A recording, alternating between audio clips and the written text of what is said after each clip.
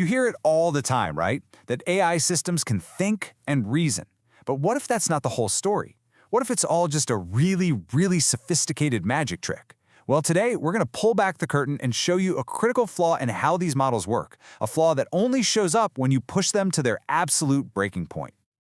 And look, it's easy to see why we think this way. You see a headline like this one, GPT-4 passing the bar exam in the top 10%. I mean, that's incredible. It feels like we've crossed some huge threshold. The message seems pretty clear, doesn't it? This isn't just a fancy search engine anymore. This thing is reasoning. It's thinking like we do. And yeah, that really is the billion-dollar question, isn't it? Is the AI actually understanding the problem and thinking its way through it step by step like a person would? Or is it just an unbelievably good mimic? So good at copying the patterns of human logic that it's seen before that we just can't tell the difference? Well, that's exactly what we're going to find out. Okay, so to really get to the bottom of this, we've got to talk about a pretty big breakthrough.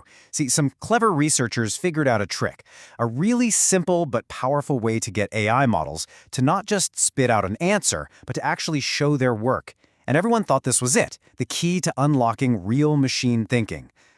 The technique is called chain of thought. You basically just prompt the model, hey, don't just give me the answer, think it through, step by step, and write it all down for me. And wow, the results were stunning. Seriously, models that used to bomb multi-step math problems were suddenly acing them. It really looked like we were watching a machine's mind at work. But not everyone was convinced. Some researchers started to get a little suspicious. They thought, hang on a second, what if these standard tests, like a math exam, are kind of contaminated? You know, maybe the AI has already seen thousands of similar problems and even the answers somewhere in its vast ocean of training data. So they decided to design a brand new kind of test, something totally clean that the AI could not possibly have cheated on. So instead of using these messy, real-world problems, they turned to puzzles, things like the Towers of Hanoi. Now, why puzzles? Well, a puzzle is perfect. It's a totally clean, controlled environment. The AI can't just go find the answer on some forum post from 2012. And here's the really brilliant part. You can dial up the difficulty, one step at a time, really precisely. This lets you find the exact moment where the AI's logic starts to crack. So here's how they did it. It's a really slick three-step process. First, you generate a puzzle. Let's say Towers of Hanoi with 3 disks. Simple enough. Step 2, you ask the AI to solve it using that show your work chain of thought method. But step 3, this is the kicker. They didn't just look at the final answer. Nope. They actually built a simulator that checked every single step in the AI's reasoning. Was every move it claimed to make actually valid according to the rules? It's like getting a live feed directly from the AI's brain. All right, so the stage is set. We've got our super smart reasoning AI on one side and this perfectly clean, cheat-proof test on the other. The researchers start to turn up the heat, making the puzzles just a little bit harder and then a little bit harder.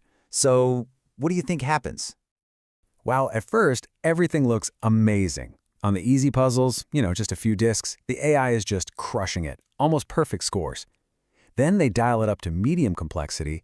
The accuracy dips a little, sure, but it's still doing great, still very impressive. It really looks like this chain of thought thing is the real deal. But then, they push it just a little bit further into the really hard stuff. And everything just falls apart.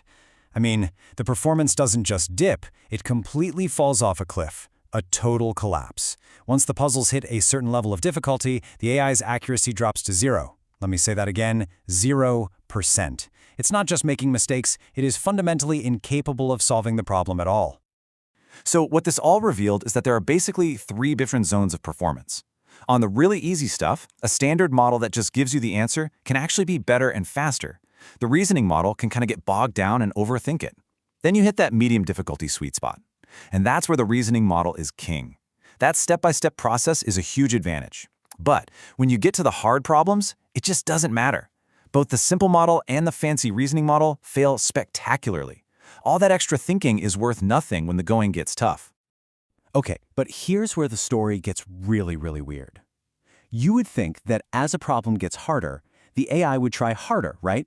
It would produce a longer, more detailed chain of thought.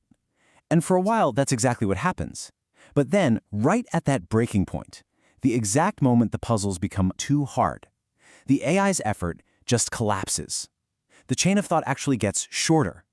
It's almost like the model just throws its hands in the air and gives up. So what on earth is going on? Why does the AI not only fail, but seem to just quit? Well, the answer is surprisingly human. The ghost in the machine isn't some all-knowing genius. Turns out it's a lot more like an overwhelmed student who's just been handed an impossibly difficult exam. To get it, we can actually look to human psychology, specifically something called cognitive load theory. It's a simple idea.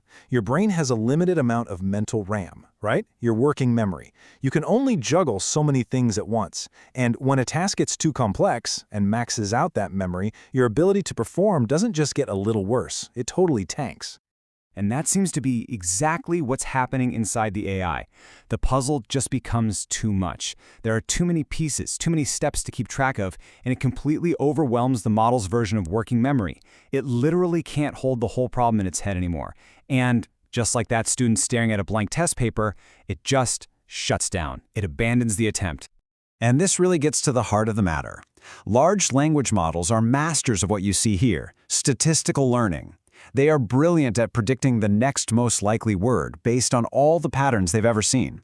But pure logic, the kind you need to solve a hard puzzle, requires exact learning. It means following rigid rules perfectly, 100% of the time. And here's the key takeaway. Mimicking the pattern of logic is not the same thing as truly executing logic. That's the gap. So, does this mean true AI reasoning is a lost cause? Absolutely not. In fact, it's the opposite. Seeing the illusion for what it is, well, that's the critical first step to building something real. Now we know the right question to ask. How do we build an AI that goes beyond just being a good mimic? And the good news is researchers are already all over this. People are exploring all kinds of cool ideas. Things like hybrid systems that mix the pattern-matching smarts of an LLM with the rigid rules of old-school logic. Or teaching the AI to become its own fact-checker, to critique its own reasoning. Or even creating special training programs that slowly ramp up the difficulty, like a weightlifting program for its brain. The end goal for all of this is the same: build an AI that genuinely understands instead of just making a really good guess. So it all comes back to that first big question. What we've seen today is that AI reasoning, at least for now, can be a powerful illusion, one that looks incredible until you push it just a little too hard and then the whole thing shatters. The next great frontier for AI isn't just about making bigger and bigger models. It's about figuring out how to get them to stop mimicking intelligence and start developing real, robust understanding. So the question isn't if we'll get there, it's how and when.